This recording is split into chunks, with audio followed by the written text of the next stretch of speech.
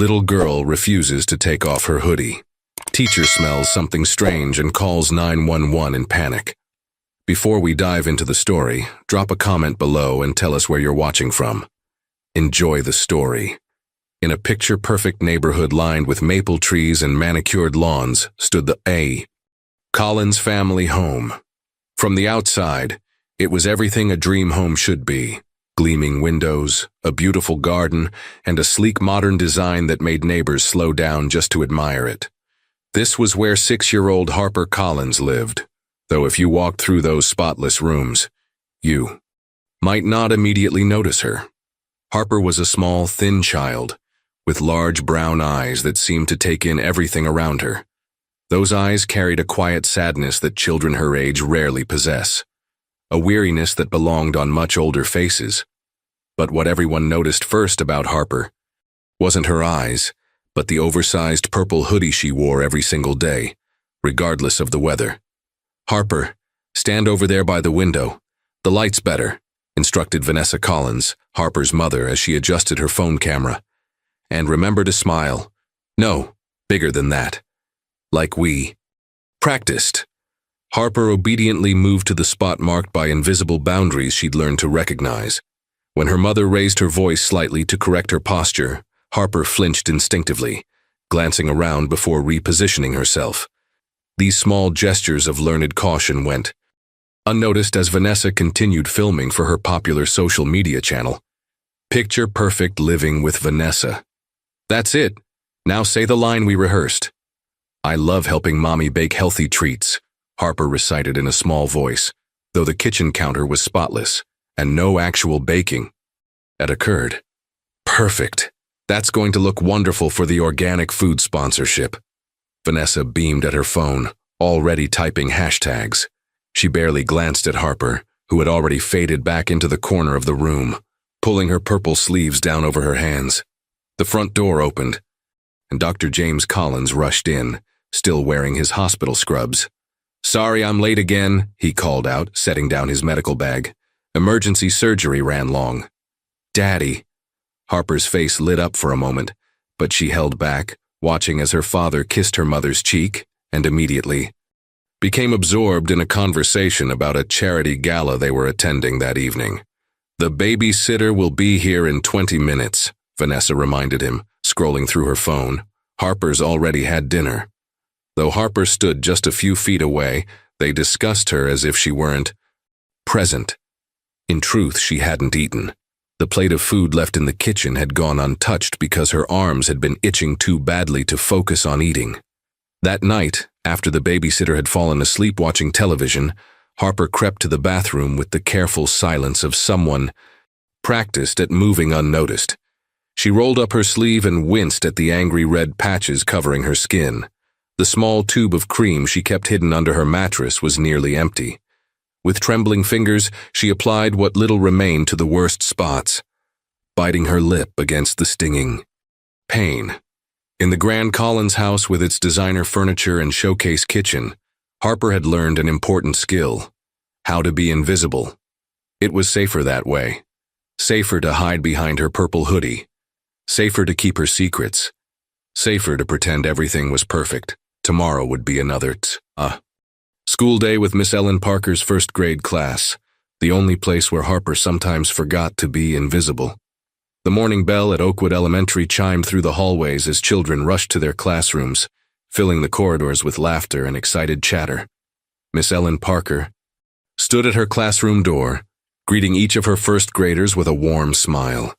When Harper Collins arrived, she noticed the girl was wearing the same purple hoodie as yesterday, and the day before that, and every day since the beginning of the school year. "Good morning, Harper," Miss Ellen said, with extra warmth, noticing how the child's eyes darted quickly to check her expression before responding. "Good morning, Miss Ellen," Harper whispered, clutching her backpack tightly against her chest like a shield. Inside the bright classroom decorated with colorful artwork and inspirational quotes, Harper made her way to her usual spot, the desk in the far corner, partially hidden by the reading nook bookshelf. While other children chatted excitedly about their evenings or the playground games they planned for recess, Harper quietly arranged her pencils in perfect alignment, a habit Miss Ellen had observed many times. "All right, everyone.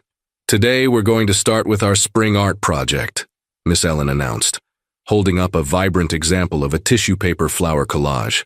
"Since it's getting warmer outside, we'll be celebrating the new season." The classroom erupted in cheers as Miss Ellen handed out colorful tissue paper. When she reached Harper's desk, she noticed how the girl's eyes lit up at the purple sheets. "Would you like extra purple for your project, Harper?" Miss Ellen asked. Harper nodded, a tiny smile appearing briefly before vanishing, as the classroom became a hive of activity with children cutting, pasting, and creating. Miss Ellen circulated among them, offering encouragement. She lingered a moment longer at Harper's desk, noting the meticulous care with which the girl arranged each purple tissue piece. "That's beautiful work, Harper," she said gently. "I love how carefully you're placing each petal." Harper's shoulders relaxed slightly at the praise, but she remained hunched over her work, as though trying to make herself smaller. When the classroom grew warm from the spring sunshine streaming through the windows, children naturally began removing their sweaters and jackets, all except Harper, who tugged her hoodie sleeves further down despite the beads of perspiration forming on her forehead. "Aren't you warm, honey?" Miss Ellen asked. "You can hang your hoodie on your chair if you'd like." Harper's reaction was immediate. She stiffened, eyes wide with alarm, and shook her head firmly. "I'm okay," she said, though her flushed cheeks suggested otherwise. During recess, while other children raced to the playground, Harper lingered by the classroom door, watching longingly as her classmates played tag and climbed on monkey bars. Miss Ellen noticed her scratching her arms through the fabric of her hoodie when she thought no one was looking. Later, during reading circle time, Miss Ellen selected The Invisible String, a story about the invisible connections between people who care about each other. As she read, she noticed Harper listening with unusual intensity, her eyes never leaving the book's illustrations. "Even when we can't see someone, we're still connected to them," Miss Ellen explained to the class. "The love between people is like an invisible string that can stretch across any distance." Harper's eyes glistened with unexpected tears that she quickly blinked away. When it came time for students to share their thoughts on the story, Harper remained silent, but Miss Ellen noticed her clasping her small hands together tightly, as if testing whether an invisible string might really exist. As the children packed up to go home, Miss Ellen saw Harper watching a mother hugging another student with a look of such longing that it made her heart ache. Something about this quiet, perpetually purple-clad child tugged at Miss Ellen's teacher instincts. There was a story behind those sad eyes and that ever-present hoodie, a story that was becoming increasingly difficult to ignore. Spring was in full bloom outside Miss Ellen's classroom window, with sunshine warming the playground and flowers dotting the school garden. As the days grew warmer, the classroom naturally became a bit stuffy, especially during afternoon lessons when the sun hit the windows directly. Most children were now coming to school in t-shirts and light clothing, making Harper's purple hoodie even more conspicuous. During Thursday's science lesson about the 5 senses, Miss Ellen moved among the small groups of students as they conducted simple experiments with smelling jars of different scents: cinnamon, lemon, mint, and vanilla. "Remember to use descriptive words for what you smell," she encouraged, kneeling beside different groups of excited first graders. When she approached Harper's table, she noticed something that hadn't been apparent before: a faint but unusual odor. It wasn't pleasant like the experiment scents. It was sharp and medicinal, with an underlying note that reminded Miss Ellen of the time she'd visited her grandmother in the hospital. She discreetly moved closer to Harper, confirming that the smell was indeed coming from the little girl. Harper must have noticed Miss Ellen's brief pause because she quickly pulled her arms closer to her body and hunched forward, as if trying to contain whatever secret her purple hoodie held. "How are you finding the smelling experiment, Harper?" Miss Ellen asked casually, masking her growing concern. "I like the lemon best," Harper whispered, her eyes darting away. Later that day, the class was working on a painting project, their small tables covered in protective paper as they created spring landscapes. Miss Ellen had just finished helping a student when she heard a small gasp from Harper's table. A classmate had accidentally bumped the water cup, sending a small splash toward Harper.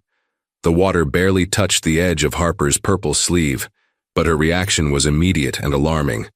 Her face went pale, and she jumped back from the table with such force that her chair tipped over. I'm sorry," the other child said, clearly startled by Harper's extreme response. Harper seemed frozen, staring at the tiny wet spot on her sleeve with genuine fear in her eyes. Miss Ellen quickly moved to her, sighed. "It's just a little water, Harper. It will dry in no time," she said softly, reaching out to help right the chair. "Would you like to take off your hoodie while it dries? I have a sweater in my classroom closet you could borrow." "No!" Harper's voice came out louder than Miss Ellen had ever heard her speak before. The entire class turned to look, and Harper immediately shrank back, her voice dropping to a whisper. "No, thank you. I'm fine. I'm sorry. You don't need to apologize, sweetheart," Miss Ellen assured her, confused by the child's disproportionate reaction. "But maybe we should step outside for a moment?" In the quiet hallway, Harper seemed to struggle to regulate her breathing. Miss Ellen knelt to her level, careful not to touch her. "Harper, is everything okay? You know you can tell me if something is bothering you." Harper's eyes filled with tears that she refused to let fall. "I'm just not supposed to get my hoodie wet. Mom says I need to be careful." "Well, accidents happen," Miss Ellen said gently. "Everyone's clothes get wet sometimes." "Not mine," Harper said with such conviction that Miss Ellen felt a chill despite the warm spring day. During my recess, Miss Ellen watched Harper from the edge of the playground. While other children ran and played, Harper sat alone on a bench, occasionally looking longingly at a group playing jump rope. When one of the girls called out to her to join them, Harper shook her head and stayed put, scratching absently at her arms through her hoodie sleeves. As the children lined up to return to class, Miss Ellen noticed Harper wincing slightly as she walked, as if the simple act of moving caused her discomfort. The girl caught Miss Ellen watching and immediately straightened her posture, forcing a small smile that didn't reach her eyes. Something was definitely wrong, and Miss Ellen was becoming increasingly certain that the purple hoodie was hiding more than just a shy little girl's insecurities. The Collins home buzzed with activity as Vanessa prepared for her latest social media video. The kitchen gleamed under perfect lighting she had installed specifically for filming. Every surface was immaculate, every decorative element precisely placed for maximum visual appeal.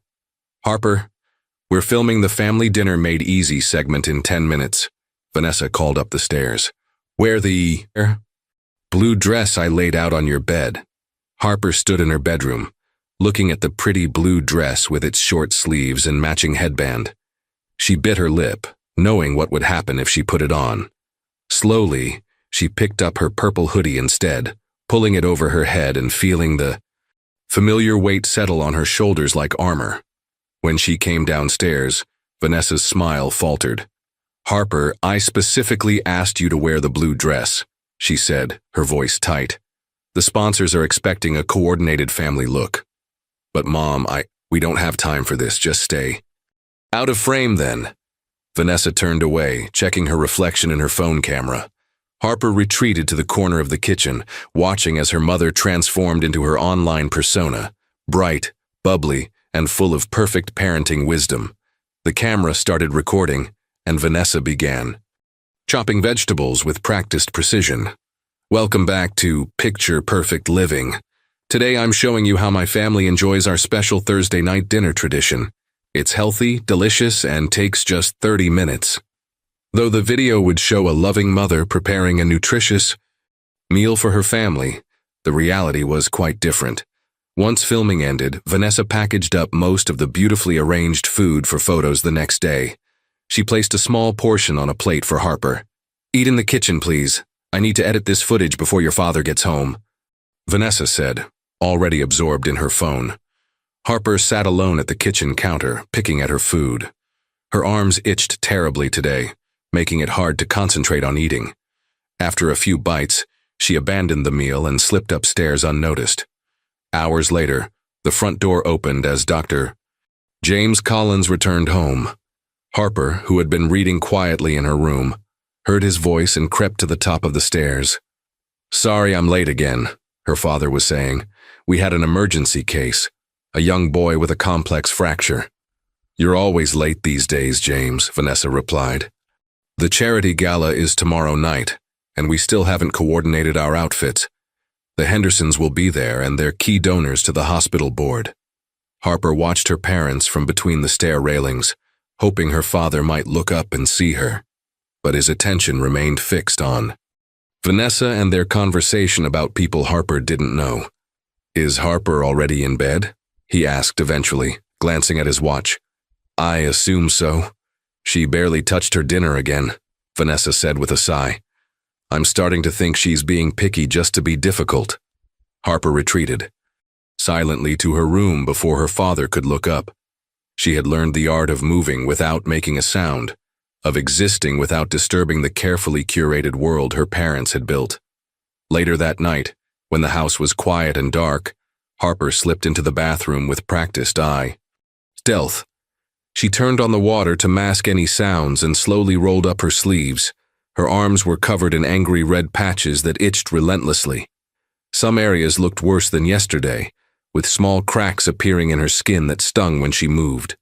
The small tube of medicine she kept hidden was completely empty now, no matter how hard she squeezed it. Harper bit her lip to keep from crying as she ran cool water over her irritated skin, providing momentary relief. A sudden knock at the door made her jump.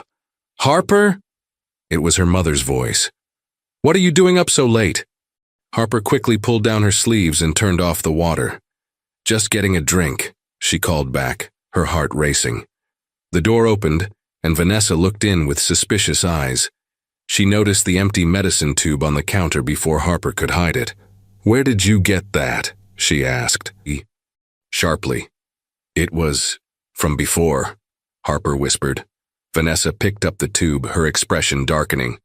"Harper, we've talked about this. If anyone sees your arms like that, they'll take you away from me. Is that what you want?" Harper's eyes filled with tears as she shook her head. "No, Mommy." "Good girl," Vanessa said, softening slightly. She threw the empty tube in the trash. "Now go to bed and remember, this stays private, just between us." As Harper climbed back into bed, she pulled her sleeves down over her hands and curled into a tight ball beneath her blankets. Tomorrow was Friday, one more day of school before the weekend. One more day with Miss Ellen, who sometimes looked at Harper as if she could see right through her purple hoodie, right through to all the secrets hidden underneath. Friday morning brought with it a gentle spring rain that pattered against the classroom windows. Miss Ellen arrived early to prepare a special activity. She had noticed several of her students, particularly Harper, rarely finished their packed lunches. Today, she'd brought ingredients for a simple cooking lesson, making fruit and yogurt parfaits together. As the children hung up their rain jackets in the cubbies, Miss Ellen noticed Harper arrive looking more tired than usual. The dark circles under her eyes stood out against her pale skin, and she seemed to be moving with extra care, as if each step required deliberate effort. "Good morning, Harper," Miss Ellen greeted her warmly. "I like your purple hoodie. Is it the same one as yesterday, or do you have several in the same color?" Harper looked momentarily surprised at the question. "Just this one," she said softly. "Mom says I shouldn't need more than one." During morning circle time, Miss Ellen announced the special cooking activity planned for lunch, and the class erupted in excited chatter. Harper remained quiet, but Miss Ellen caught the flicker of interest in her eyes. "We'll be making our own parfaits with yogurt, fruit, and granola," she explained. "Everyone will get to create their own special treat." When lunchtime arrived, Miss Ellen set up stations around the classroom with different ingredients. The children moved from table to table, selecting berries, banana slices, and granola toppings. Harper hung back, watching others until Miss Ellen gently guided her to the first station. "Would you like to start with strawberries or blueberries?" she asked. Harper carefully selected a few blueberries, placing them precisely in her cup. As she moved through the stations, Miss Ellen noticed how the girl's shoulders gradually relaxed, and a small smile appeared as she arranged her parfait with artistic precision. "This looks delicious, Harper," Miss Ellen said, sitting beside her as the children began to eat. "You have a good eye for design."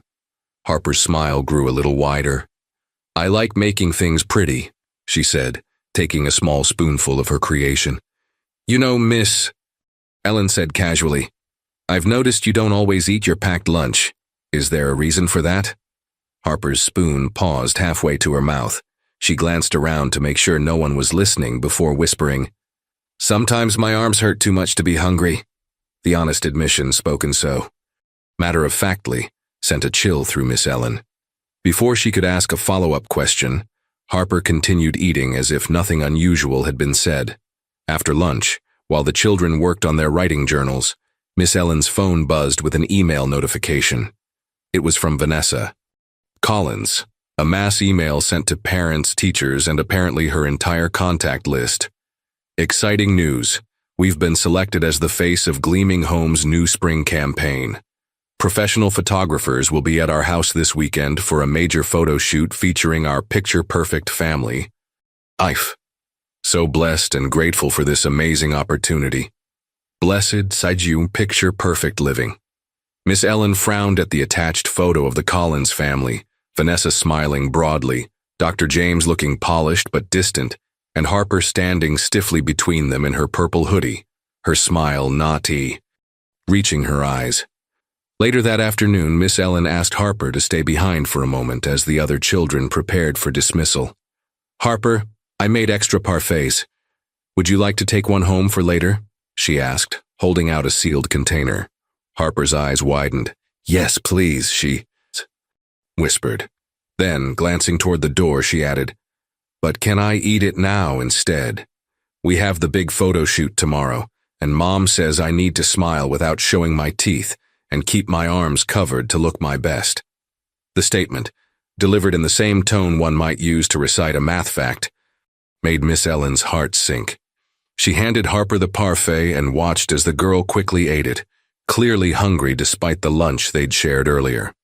As parents arrived for pickup, Miss Ellen caught sight of Vanessa Collins talking animatedly on her phone outside. She made a split-second decision. "Harper, would you like me to walk you out to your mom today?" she asked.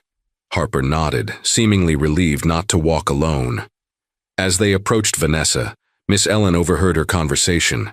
"Absolutely critical that everything looks perfect tomorrow. The sponsorship is worth six figures." When Vanessa spotted them, she quickly ended her call. "Harper, hurry up, we need to get your outfit ready for tomorrow." "Mrs. Collins," Miss Ellen said with a professional smile, "I just wanted to let you know what a creative student Harper is. She made a beautiful parfait in our cooking activity today." "Oh, that's nice," Vanessa said dismissively. "Come on, Harper." As Harper was led away, she looked back over her shoulder at Miss Ellen with an expression that spoke volumes, a mixture of gratitude and resignation that no 6-year-old should ever have to feel. Miss Ellen watched them go, her concern deepening with each step. The image of Harper's tired eyes and her casual mention of pain stayed with the teacher long after the school day had ended. Monday morning arrived with unexpected heat, a sudden warm spell that had children shedding jackets and teachers opening classroom windows. Miss Ellen greeted her students at the door, noting with concern that Harper was absent. 15 minutes into the morning routine, just as Miss Ellen was about to mark her absent, Harper slipped into the classroom, her face flushed with exertion. "I'm sorry I'm late," she whispered, clutching a note in her small hand. Miss Ellen took the note, which briefly explained that Harper had a doctor's appointment that morning. But what caught the teacher's attention wasn't the note. It was Harper's appearance. The girl looked exhausted with dark circles under her eyes, and she was still wearing her purple hoodie despite the unusual heat. "It's very warm today, Harper," Miss Ellen said gently. "Many children left their sweaters at home." Harper shook her head firmly. "I need to keep it on." Throughout the morning lessons, Miss Ellen noticed Harper was more withdrawn. than usual. During their math activity, when children were working in pairs, Harper's partner complained that she wasn't participating. "Harper keeps scratching her arms instead of counting," the little boy reported with the frank honesty of a 6-year-old. When the lunch bell rang, Miss Ellen asked Harper to stay behind for a moment. Once the other children had filed out, she closed the classroom door and pulled up a small chair beside Harper's desk. "Harper," she began carefully, "I've noticed you seem uncomfortable today. The classroom is very warm, and I'm concerned you might feel sick if you keep your hoodie on all day."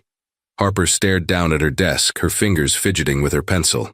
"You know," Miss Ellen continued, opening her desk drawer and removing an old photo album, "when I was about your age, I had something I tried to hide too." Harper looked up, curiosity momentarily overcoming her caution. Miss Ellen opened the album to a specific page and pointed to a photo of a young girl at the beach, wearing a sundress with thick socks pulled up to her knees despite the obvious summer heat. "That's me," she explained. "I had eczema on my feet and ankles when I was little.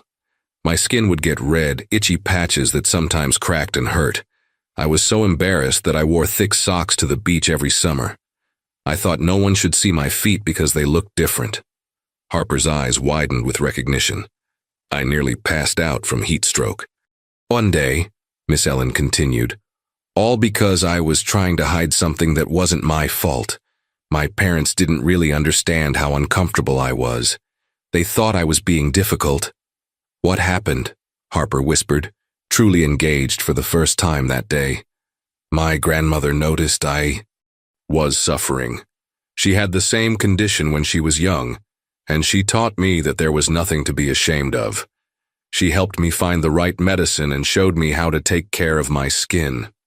Miss Ellen closed the album and looked directly at Harper. "I understand about your hoodie.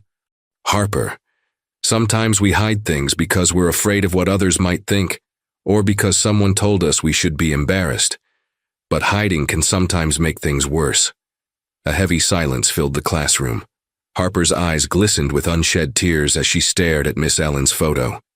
"Does it still hurt?" Harper finally asked in a whisper so faint Miss Ellen almost missed it. "My eczema? No, not anymore. I learned how to manage it properly, and no one ever made fun of me like I feared they would." Harper seemed to be having an internal struggle, her small hands clenching and unclenching in her lap. Then, with a quick glance at the closed door, she slowly began to roll up one sleeve of her purple hoodie, just a few inches. "Mine hurts all the time now," she confessed, revealing a small patch of angry red skin with tiny bumps and dry, flaky areas. "Mom says the medicine is too expensive, but I think she just doesn't want people to know." Miss Ellen had to control her expression carefully to hide her shock at both the condition of Harper's skin and the casual revelation about her mother's neglect. "Harper," she said gently, "this looks painful. Have you seen a doctor about it?" Harper quickly rolled her sleeve back down. "We went to one before. He gave me cream that helped, but Mom said it made me look sickly in photos." She looked up with worried eyes. "Please don't tell her I showed you. She says if people see, they'll take me away." The lunch bell rang, signaling the end of the break. Harper jumped at the sound, the moment of openness evaporating instantly. "I won't say anything right now," Miss Ellen promised, making a split-second decision. "But Harper, what you're going through isn't something you should have to handle alone." As the other children filed back into the classroom, Harper remained in her seat, looking both relieved and terrified at having shared her secret. Miss Ellen watched her throughout the afternoon, noticing how the girl kept tugging at her sleeves and shifting uncomfortably in the heat. When the final bell rang, Harper lingered after the other children had left, hovering near Miss Ellen's desk as if wanting to say something more. But when her mother's car horn honked outside, she simply whispered "thank you" before hurrying away, leaving Miss Ellen with a heart full of concern and a difficult decision to make. The heat wave continued into Tuesday, bringing with it record temperatures that had the school administration sending home notices about proper hydration and sun protection. Miss Ellen arrived early to set up fans around her classroom, hoping to create a more comfortable environment for her students, especially Harper. When the children filed in that morning, Miss Ellen immediately noticed Harper's flushed face. The purple hoodie hung on her small frame as always, but today her movements were slower, her eyes slightly unfocused. During morning attendance, Harper didn't respond until Miss Ellen called her name twice. "Are you feeling all right today, Harper?" Miss Ellen asked quietly as the other children began their morning worksheet. "I'm fine," Harper whispered, though the sheen of perspiration on her forehead suggested otherwise. By mid-morning, the temperature in the classroom had risen despite the fans' best efforts. During their science lesson about plant life cycles, Miss Ellen noticed Harper's head nodding forward as if she was struggling to stay awake. When the girl raised her hand to answer a question, her sleeve slipped back slightly, revealing skin that looked worse than what Harper had shown the day before, redder with areas that seemed to be weeping slightly. "Harper, could you help me collect the science materials?" Miss Ellen asked as the class prepared to transition to their reading lesson. As Harper stood, she swayed slightly, catching herself on the edge of her desk. Miss Ellen was by her side in an instant. "I think we should take a little break," she said, her voice calm despite her growing alarm. "Let's visit the nurse's office where it's cooler." "I don't need the nurse," Harper protested weakly, but her face had grown alarmingly pale beneath the flush of heat. "Just for a few minutes," Miss Ellen insisted gently, asking another teacher to watch her class. She guided Harper into the hallway, noticing how the girl's steps were unsteady. In the relative privacy of the corridor, Miss Ellen knelt to Harper's level. "Harper, I'm very concerned about you. You don't look well at all, and this heat isn't helping. Would you please let me help you?" Harper's eyes filled with tears.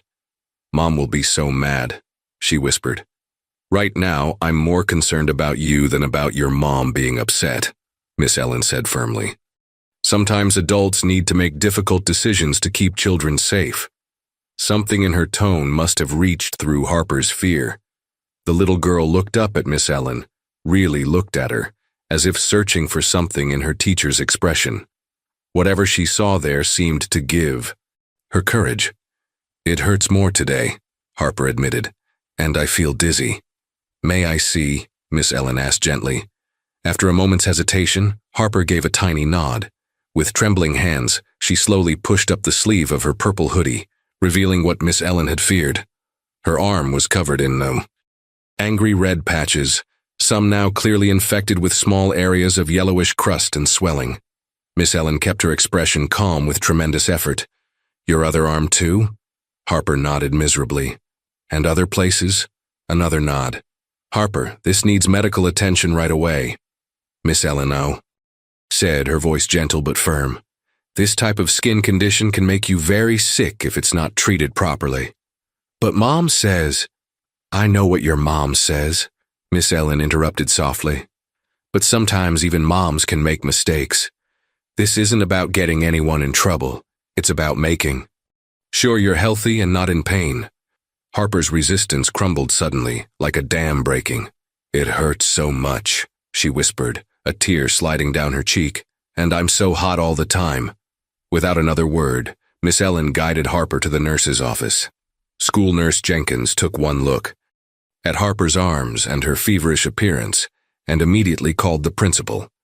"This child needs emergency medical attention," she said quietly to Miss Ellen, while the principal contacted emergency services. "This is a severe infection developing from what looks like an untreated autoimmune skin condition." As they waited for the ambulance, Harper sat on the edge of the nurse's cot, looking small and frightened. Miss Ellen sat beside her, offering silent support. "Will you come with me?" Harper asked in a whisper, clutching Miss Ellen's hand. "Of course I will," Miss Ellen promised. "You won't be alone."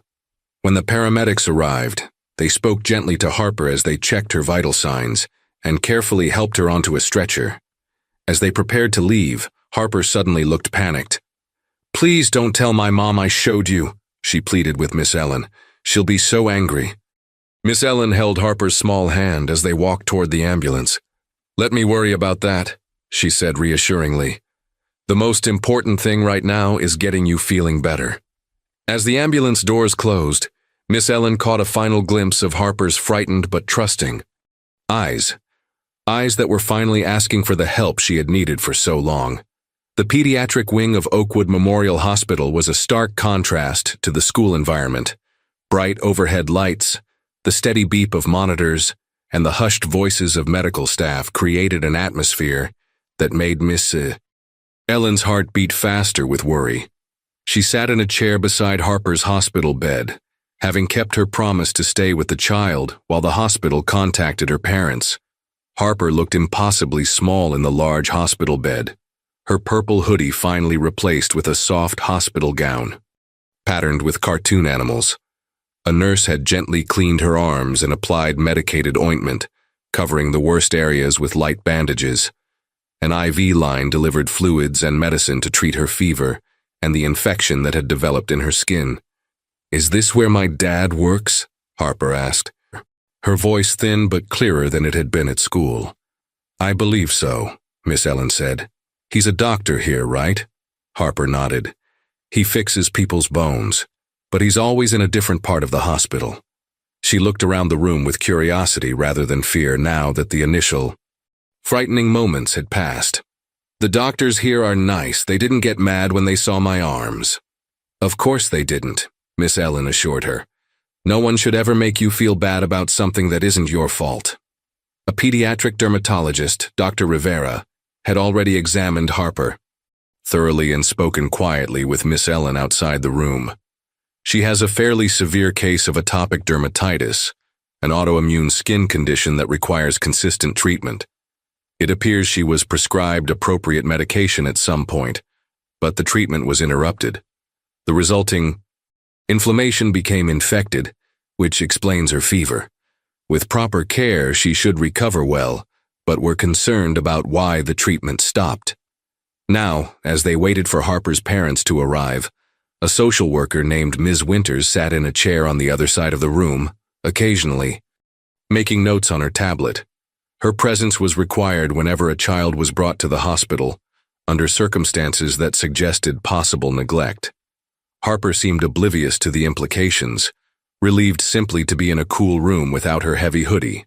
The medication was already easing her discomfort, and for the first time in weeks she wasn't constantly scratching. "Miss Ellen?" Harper's voice was drowsy from the antihistamine she'd been given. "Will you read me a story?" Miss Ellen picked up a picture book from a stack provided by the hospital's child life specialist. She had just begun reading when hurried footsteps approached the room. Dr. James Collins burst through the door, still wearing surgical scrubs, his face a mask of confusion and alarm. "Harper, what happened? They paged me in the middle of surgery saying my daughter was admitted." His eyes widened as he took in the scene. Harper in a hospital bed, her bandaged arms visible, a social worker in the corner and his daughter's teacher by the bedside instead of his wife. "Daddy!" Harper's face lit up at the sight of her father, but there was also a flicker of fear in her eyes. Dr. Collins approached the bed, slowly, his doctor's gaze automatically assessing the bandages, the IV, the monitors. What happened to your arms?" he asked, genuine shock in his voice as he gently lifted her hand to examine the treatment that had been applied.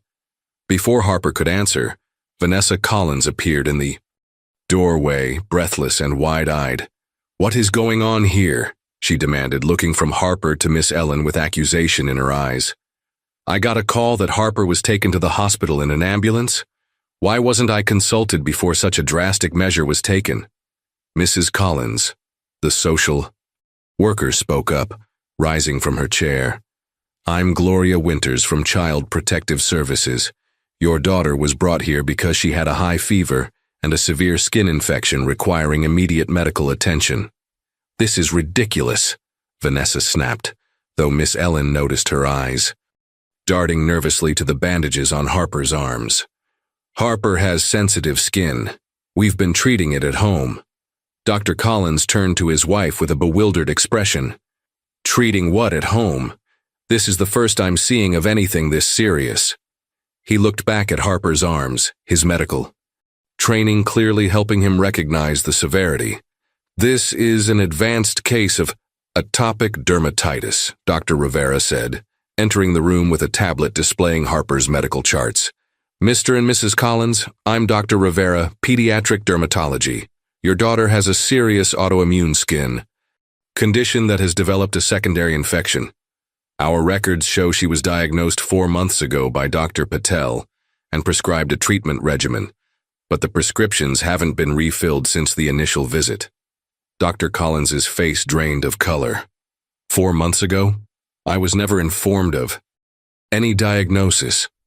All eyes turned to Vanessa, whose composure was visibly cracking. It wasn't serious, she insisted. The medication made her skin look awful in photos, all red and flaky. And the appointments were interfering with our schedule. I was going to find a more natural remedy. The room fell silent except for the steady beeping of Harper's monitors. Miss Ellen watched as Dr. Collins stared at his wife in disbelief, then turned to really look at his daughter, perhaps truly seeing her for the first time in months. Harper, he said softly, how long have you been in pain? Harper glanced nervously at her mother before answering. A long time, Daddy, but Mom said I shouldn't complain because it would make people think bad things about our family. The stark honesty of a child's words hung in the air like a thunderclap. Dr. Collins sank into a chair, his professional demeanor crumbling as the full reality of his daughter's suffering and his own absence hit him. Ms. Winters, the social worker, stepped forward. I think we need to have a conversation about Harper's care going forward, she said quietly. For now, she'll need to remain in the hospital until her infection is under control. As the adults prepared to step outside to discuss the situation, Harper reached for Miss Ellen's hand. You won't leave me, will you? She whispered. I'll be right outside the door, Miss Ellen promised, and I'll come back as soon as I can. The look of relief on Harper's face was both heartwarming and heartbreaking. A child who had learned to expect so little comfort that the simple promise of return was enough to bring peace to her eyes.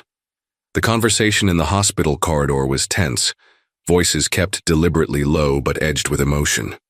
Miss Ellen stood slightly apart. From the group, aware that her role was becoming complicated, she was neither family nor medical staff, yet Harper's trust in her created a responsibility she couldn't ignore. I still don't understand how this happened, Dr. James Collins said, running a hand through his hair in distress. I'm a doctor in this very hospital. How did I not notice my own daughter was suffering? You're rarely home, James, Vanessa replied defensively. You're always working or at some hospital function. When would you have noticed? That's not an excuse, and you know it, he responded, his voice rising, slightly before he controlled it. You were aware of her diagnosis. You made the decision to stop her treatment without consulting me or her doctor. Dr. Rivera intervened with professional calm. Regardless of how we got here, Harper needs consistent medical care moving forward. Her condition is manageable with proper treatment, but it requires diligence.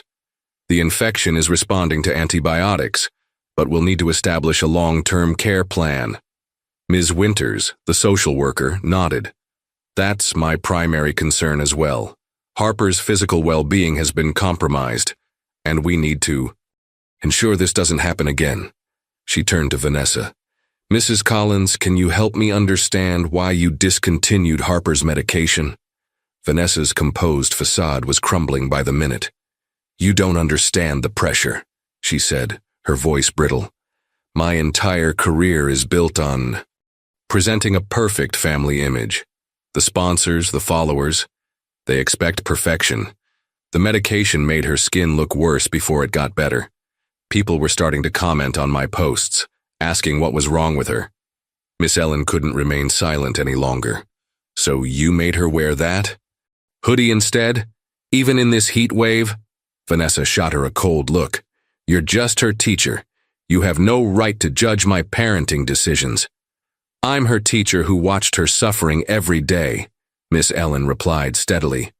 Who saw her hiding in the corner of the playground because she was too hot and in too much pain to play. Who noticed she wasn't eating because it hurt too much to move her arms. Dr. Collins looked physically ill as he listened. I had no idea, he said again, but this time it sounded like an admission of guilt rather than a defense. Mr. and Mrs. Collins, Ms. Winters said firmly. Given the circumstances, I need to inform you that we're opening a case to investigate this situation further. For now, Harper will remain in the hospital until her medical team clears her for release.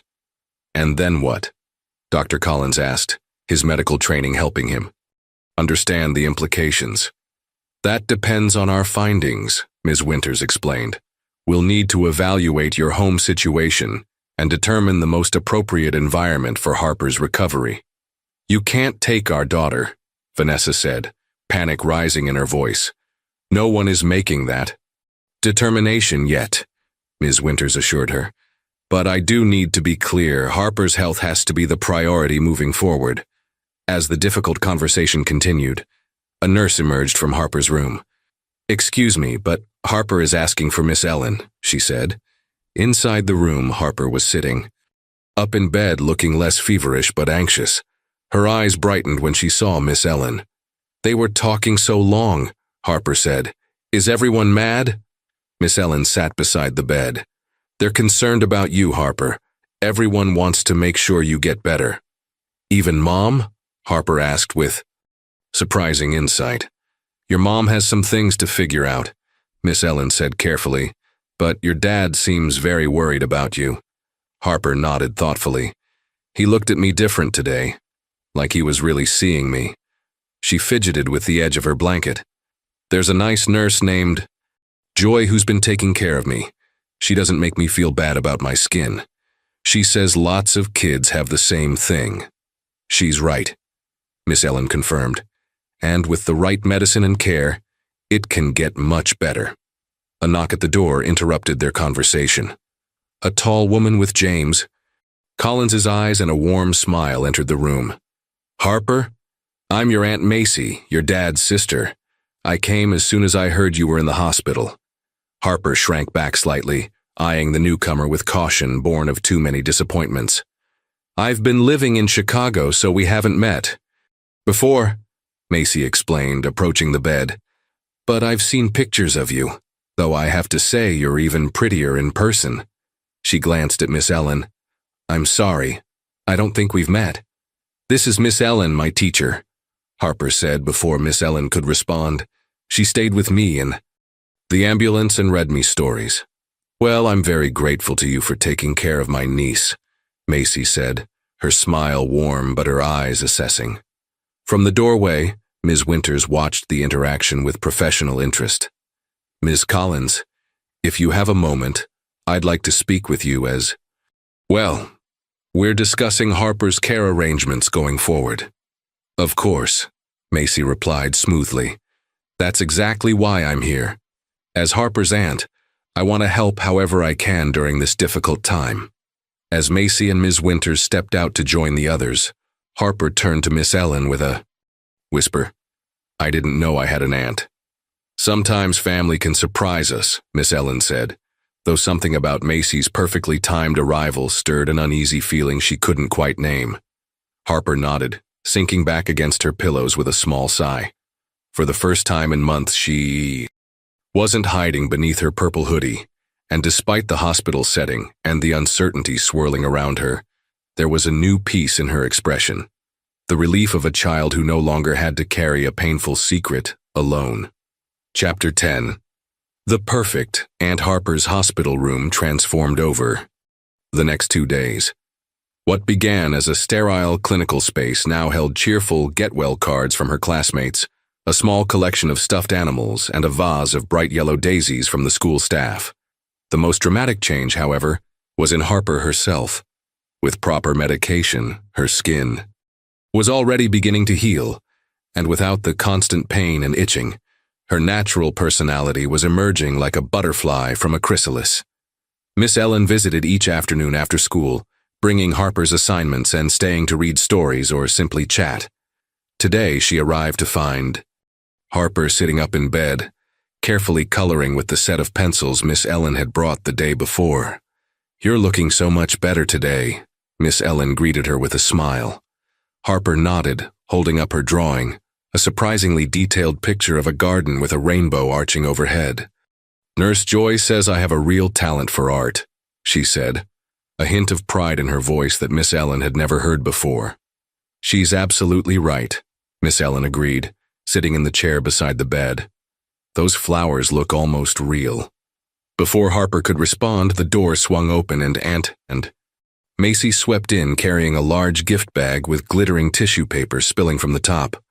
"Hello, my sweet girl," she exclaimed, her designer heels clicking on the hospital floor. "Look what Aunt Macy brought you today." Harper set down her colored pencils, her expression shifting subtly from contentment to a polite mask that Miss Ellen recognized all too well. It was the same face she wore when trying to please the adults in her life. Macy pulled an expensive electronic tablet from the bag with a flourish. "The newest model, just like the big kids have. It has all the best games and drawing apps. Now you won't be bored in this dreary hospital room." "Thank you, Aunt Macy," Harper said softly, accepting the tablet but setting it aside rather than exploring it immediately. "Aren't you going to try it out?" Macy prompted, a flicker of annoyance crossing her perfectly made-up face. "Maybe later," Harper said. "I was working on a picture for Nurse Joy." Macy glanced dismissively at the colored pencil drawing. "Well, with this tablet you can make digital art that's much more impressive. I'll show you how." She reached for the tablet, but a knock at the door interrupted her. Dr. Collins entered, looking tired but more present than Miss Ellen had ever seen him. Over the past 2 days, he'd been a fixture at the hospital, dividing his time between his patients and his daughter. He'd even been observed sleeping in the chair beside Harper's bed late at night. "Dad!" Harper's face lit up with genuine pleasure. "Hey, kiddo," he said, his smile warming his tired features. "How are we feeling today?" "Much better. The itching is almost gone." "That's wonderful news." He nodded a greeting to Miss Ellen, then turned to his sister. "Macy, I didn't know you were stopping by." "Again today." "I can visit my niece whenever I want, James," Macy replied with a hint of defensiveness. "Someone needs to bring a little joy into this room. I've barely seen you engage with the poor child." An uncomfortable tension filled the air. Miss Ellen noticed Harper shrinking slightly against her pillows, her briefly emergent confidence receding. "Actually," Dr. Collins said with deliberate calm, "Harper and I have been having lunch together every day. We're working our way through the Harry Potter series during my breaks." He gestured to a dog-eared copy of The Sorcerer's Stone on the bedside table. Harper nodded eagerly. "Dad does all the different voices, even Hagrid." Miss Ellen couldn't help but smile at this revelation of connection forming between father and daughter. She also noted how Harper set aside the expensive tablet to reach for the worn paperback, a telling gesture. That didn't escape Macy's notice. Macy checked her watch with exaggerated concern. "I should let you rest, Harper. I have a meeting with that nice social worker, Ms. Winters, to discuss the arrangements for when you're released." She leaned in to kiss Harper's cheek. "Just think, soon you might be coming to stay with me in my beautiful condo. We'll have so much fun together." After Macy left, an uncomfortable silence hung in the room. Dr. Collins ran a hand through his hair, a gesture Harper unconsciously mimicked, making Miss Ellen realize how similar they were in mannerisms despite their emotional distance. "Harper," Dr. Collins said carefully, "how would you feel about staying with Aunt Macy if that becomes necessary?" Harper traced her finger along the pattern on her blanket. "I don't really know her," she said finally. "She brings nice presents, but what, sweetheart?" Her father prompted gently. "She doesn't ask what I like," Harper said with the simple honesty of childhood. "She just tells me what I should like." Dr. Collins and Miss Ellen exchanged a glance, both recognizing the wisdom in Harper's observation. "Miss Ellen," Harper asked suddenly, "will you still be my teacher if I go live with Aunt Macy?" The question caught Miss Ellen off guard. "I'm not sure, Harper. It would depend on where your aunt lives." "She said her condo is in Westbrook Heights," Harper said. "Is that near our school?" Dr. Collins frowned. "Westbrook Heights? That's on the other side of the city, nearly an hour away." Miss Ellen felt a pang at the thought of Harper being moved so far from her school, from the one place where she had begun to find her voice. But before she could respond, Nurse Joy entered with Harper's medication. "Time for your medicine, Harper," she announced cheerfully. "And I heard a rumor that the cafeteria has chocolate pudding today. Should I try to sneak some up for you?" Harper's face brightened. "Yes, please." As Nurse Joy helped Harper with her medication, Miss Ellen gathered her things to leave. Dr. Collins walked her to the door. "Thank you for continuing to visit," he said quietly. "Harper lights up when you're here." He hesitated, then added, "I'm not sure what's going to happen next, but I want you to know I'm fighting for her. I failed her before, but I won't fail her again." The fierce determination in his voice gave Miss Ellen hope. As she walked down the hospital corridor, she passed Macy in intense conversation with Ms. Winters, the social worker. Something about Macy's too perfect appearance and calculated charm raised Miss Ellen's teacher instincts, the same instincts that had told her something was wrong with Harper in the first place. Making a split-second decision, Miss Ellen took a detour on her way home. Instead of heading straight back to her apartment, she drove to the local library. There was research to be done, and Harper's future might depend on what she discovered. The public library's computer section was quiet on Wednesday afternoon, as Miss Ellen settled into a corner workstation. She had come directly from visiting Harper, her mind filled with questions about Aunt Macy, whose sudden appearance and intense interest in taking custody of Harper felt oddly calculated. "Sometimes you can learn a lot about people with just a little research," her father, a retired detective, had always told her. Those words guided her now as she began typing Macy Collins' name into various search engines. The first results showed a polished LinkedIn profile. Macy Collins, financial consultant, currently working for a prestigious firm in Chicago. Further searching revealed social media accounts showcasing a glamorous lifestyle, designer clothes, exclusive restaurants, luxury vacations. Nothing unusual until Miss Ellen refined her search. "Macy Collins Chicago custody case," she typed, following a hunch. The third result made her breath catch. A small legal notice from 3 years ago mentioned a Macy Collins involved in a custody dispute over her nephew in Chicago. Miss Ellen clicked further, finding court records that were public but not easily accessible. What emerged was a troubling pattern. This wasn't Macy's first attempt to gain custody of a family member's child. 3 separate cases in 3 different states, Miss Ellen whispered to herself, scribbling notes. In each instance, Macy had positioned herself as the responsible alternative to parents she claimed were unfit. More disturbing was what connected all 3 children. Each was the beneficiary of substantial trust funds or insurance policies. Meanwhile, at the hospital, Harper was experiencing her best day since admission. Her skin was responding well to treatment, and for the first time she felt well, enough to walk around the pediatric ward with Nurse Joy. "Look at you go," Nurse Joy encouraged as Harper made a slow lap around the nurse's station. "Your color is so much better today." Harper smiled, her steps growing more confident. "I don't feel itchy anymore, just a little tired." As they rounded the corner, they encountered Dr. Collins deep in conversation with Dr. Rivera, the dermatologist. Both doctors smiled at Harper, her father giving her a thumbs up that made her stand a little taller. "We were just discussing your progress," Dr. Rivera said warmly. "You're healing beautifully, Harper." "When can I go home?" Harper asked, then immediately bit her lip, uncertain whether home was still an option. Her father knelt to her level. "We're working on that, sweetie. The most important thing is making sure you'll be somewhere that takes good care of your health." Harper nodded solemnly. "Will Mom be there too?" A shadow crossed Dr. Collins's face. "Your mom is thinking about some things right now. She's talking to someone who's helping her understand why taking care of your health is so important." What he didn't share was that Vanessa had begun reluctant. Therapy sessions at the hospital's recommendation, forced to confront how her obsession with maintaining a perfect image had harmed her daughter. Later that afternoon, as Harper was drawing in her room, she heard raised voices in the hallway. Curious, she carefully slid out of bed and moved to the door, which was slightly ajar. "I've already filed the paperwork," came Aunt Macy's voice, sharp with determination. "James, be reasonable. You're a busy surgeon, and Vanessa clearly can't be trusted with Harper's care. I'm the logical solution.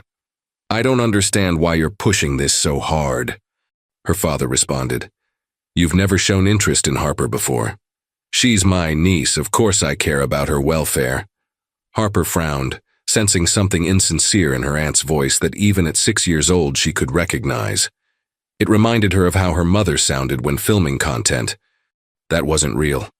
As she listened, clutching her drawing of a purple flower beginning to bloom, Harper felt a strange new emotion rising within her. Not fear or sadness, but a quiet determination.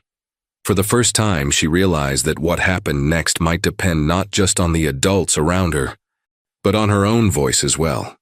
The hospital room had become Harper's world for nearly a week now, a world far more comfortable than she had expected, without the constant pain and itching, without the need to hide beneath her purple hoodie. She discovered small joys, the way sunlight created patterns.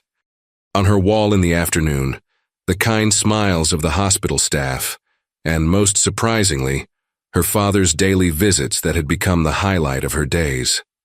Today, though, a nervous energy filled the air.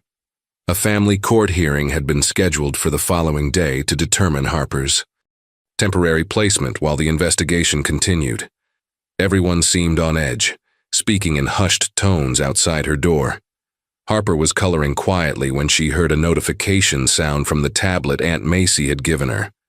Though she preferred her colored pencils, she occasionally used the device to play simple games. Curiously, she tapped the screen and found herself looking at a social media app that had been left open, her mother's account. What she saw made her eyes widen. Her mother had posted a long message with a photo of Harper's empty bedroom. "To my followers, I've been absent because our family is facing a difficult time.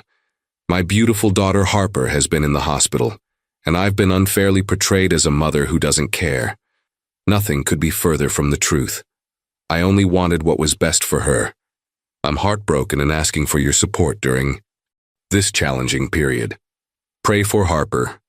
Misunderstood mother." Harper scrolled down, seeing hundreds of comments. Many were supportive, but others were harsh. "You only care about yourself and your perfect image. What kind of mother puts appearances above her child's health? As a mother of a child with the same condition, I'm disgusted. Treatment isn't optional." Harper quickly turned off the tablet, her heart beating fast. She had never seen people talk to her mother that way. In her world, Vanessa Collins was always admired, always in control. A soft knock interrupted her thoughts. Miss Ellen entered, carrying a small potted plant with tiny buds about to bloom. "Hi, Harper. I brought you something that needs care and sunshine, just like you do." She placed the pot on the windowsill. "They're violets. They'll bloom purple, but unlike your hoodie, these are meant to be seen." Harper smiled at the thoughtful gift. "Thank you. Can I tell you something, Miss Ellen?" "Of course, anything." "I saw Mom's post online. People are being mean to her." Despite everything, Harper felt a complicated mix of emotions about her mother's public humiliation. Miss Ellen sat on the edge of the bed. Sometimes when adults make mistakes that hurt children, other adults get very upset. But that doesn't mean your mom can't learn and change. Harper nodded slowly. "She's not all bad, you know. Sometimes she's really nice, like when she's not filming or taking pictures." "I believe you," Miss Ellen said gently. "People are complicated, Harper. We can love someone and still recognize when they've done something wrong." Their conversation was interrupted by Ms. Winters, the social worker, who poked her head in. "Harper, do you feel up to a little practice session? Tomorrow at the EU hearing, the judge might ask you some questions and I want to make sure you're comfortable." Harper looked at Miss Ellen, who gave her an encouraging nod. "Okay," Harper agreed, sitting up straighter. Ms. Winters pulled up a chair and explained in simple terms what would happen at the hearing. "The most important thing is to just tell the truth about how you feel. There are no wrong answers. "What if I don't know what to say?"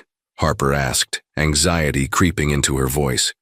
"Just speak from your heart," Miss Ellen suggested. "Like when you tell me about your drawings." They practiced with some simple questions. When Ms. Winters asked, "Who do you feel safest with?" Harper thought carefully before answering. "I feel safe with Dad now that he really sees me. And with Miss Ellen because she noticed when I was hurting. And with Nurse Joy because she treats my skin like it's normal, not something to hide." Miss Ellen felt a surge of emotion at being included in Harper's list. As the practice session concluded, Harper suddenly spoke with unexpected clarity. "I just wanted someone to see me," she said. "Not a perfect version for photos, just me." The simple truth of her statement hung in the air, powerful in its innocence, heartbreaking in its necessity. Miss Ellen and Ms. Winters exchanged glances, both recognizing that Harper was finding her voice just when she needed it most. Outside in the corridor, unbeknownst to them, Aunt Macy was intensifying her campaign, speaking confidently to hospital administrators about her plans for Harper's care. Meanwhile, Vanessa sat alone in a therapist's office, finally confronting the driving forces behind her obsession with perfection. And Dr. Collins was meeting with his lawyer, determined to fight for his daughter in a way he had never fought before. The stage was set for tomorrow's hearing, a hearing where Harper's newly discovered voice might prove to be the most powerful one of all. The morning before the hearing dawned with a gentle rain that tapped against Harper's hospital window like nature's own lullaby. She woke early, watching raindrops race down the glass, each one taking a different path, yet all ending up in the same place. It reminded her of the people in her life now, all moving in different directions but somehow converging around her. Nurse Joy entered with Harper's morning medication and a cheerful smile. "Big day tomorrow, I hear. How are you feeling about it?" Harper shrugged, trying to appear braver than she felt. "A little scared. Ms. Winters says I might have to talk to the judge. You know what I do when I'm scared?" Nurse Joy sat on the edge of the bed. "I remind myself that being brave isn't about not feeling fear. It's about doing what's right even when you're afraid." Harper considered this while taking her medicine. "Do you think it's right for me to tell how I really feel? Even if it might hurt someone's feelings?" "The truth is always right, Harper," Nurse Joy said, gently, "even when it's difficult." Throughout the morning, Harper observed the adults in her life preparing for tomorrow in their own ways. Her father arrived early, spending more time than usual sitting beside her bed, helping her with a puzzle and telling her stories about when he was a little boy. She noticed the dark circles under his eyes and how he kept checking his phone. "Dad, are you worried about tomorrow?" she asked directly. He looked surprised by her perception, then gave her a tired smile. "Yes, I am. But not about you. You're the brightest, bravest person I know. I'm worried about making sure I do right by you, something I haven't always done." His honesty touched Harper deeply. This was a different father than the distracted man who had moved through their perfect house like a ghost. Meanwhile, across town, Miss Ellen sat at her kitchen table surrounded by printouts and notes. She had discovered concerning information about Macy Collins, a pattern of inserting herself into family crises where children with financial assets were involved. The connections weren't immediately obvious unless you looked across multiple states and court systems, which explained why, no one had noticed before. Her research had revealed that 2 years ago, Macy had briefly gained temporary custody of another niece in Florida after that child's parents went through a bitter divorce. 6 months later, she had attempted the same with a cousin's son in Arizona, whose parents had faced financial difficulties. In both cases, the children had substantial trust funds, and in both cases, Macy had ultimately lost custody when her financial motives became apparent. Miss Ellen carefully organized her findings to share with Ms. Winters and Harper's father. This wasn't just about being a concerned teacher anymore. This was about protecting a child who had finally begun to heal. In her therapist's office, Vanessa Collins stared at her reflection in a small mirror the therapist had handed her. "Tell me what you see," the therapist prompted. "I see Vanessa hesitated, accustomed to describing only perfection. I see someone who's afraid, who's always been afraid of not being enough. And how did that fear affect Harper? Vanessa's eyes filled with tears as reality finally penetrated the carefully constructed facade she'd maintained for years. I made her hide too, I made her. Ashamed of something that wasn't her fault because I couldn't bear any imperfection in our image. Her voice broke. I failed her completely. Back at the hospital, Harper made a decision of her own. She asked Nurse Joy for a new box of colored pencils and a fresh sketchbook. But you already have so many art supplies from your aunt, Nurse Joy pointed out, gesturing to the expensive tablet and drawing tools Macy had brought. Harper shook her head with quiet determination. I want to start over. I don't want to hide anything anymore. With her new pencils, she began drawing herself standing. In sunshine, wearing a t-shirt instead of her purple hoodie, her arms visible and healing. At the bottom of the page, she carefully wrote in her best handwriting, "The real Harper Collins." As evening approached, Dr. Collins helped Harper pack a small bag for the next day. When he pulled out a clean, purple hoodie that Vanessa had sent, Harper hesitated. Do I have to wear that tomorrow? Her father studied her face, understanding dawning in his eyes. No, Harper, you never have to wear anything that makes you uncomfortable again.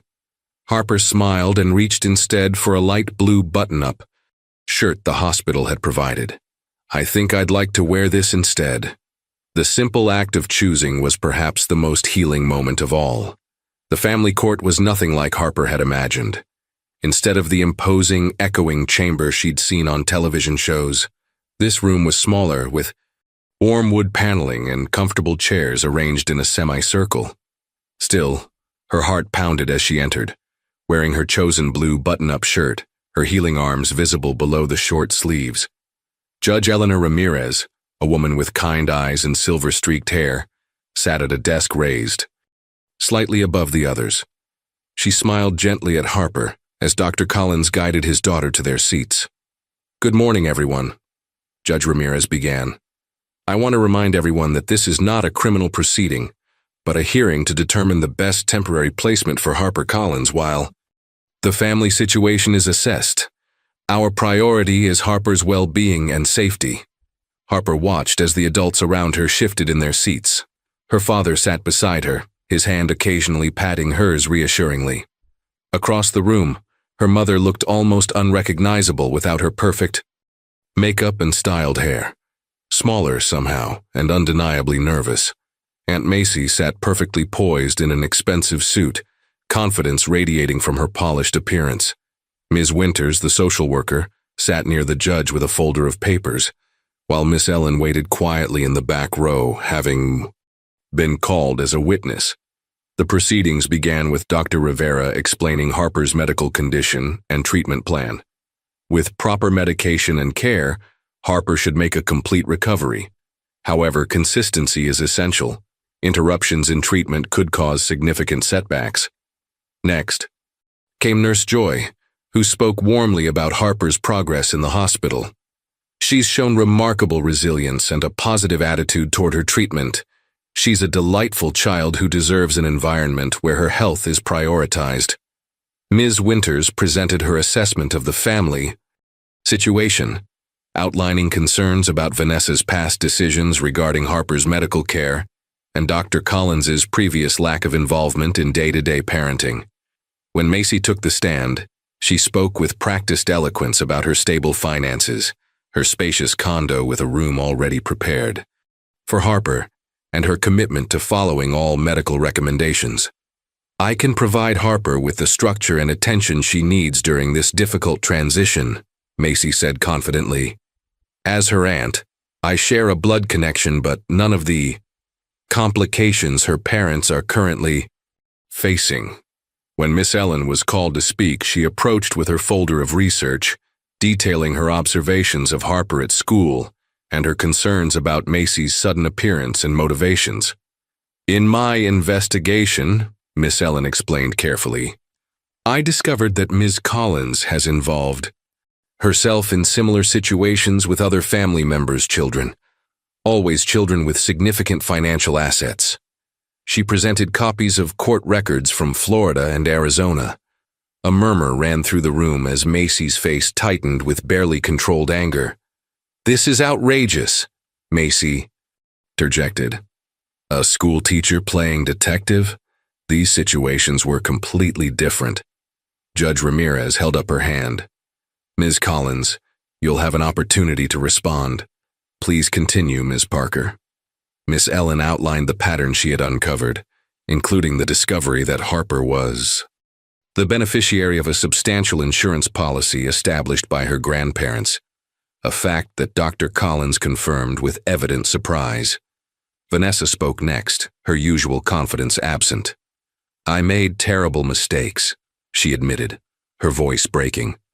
"I was so focused on maintaining an image of perfection that I lost sight of what actually matters.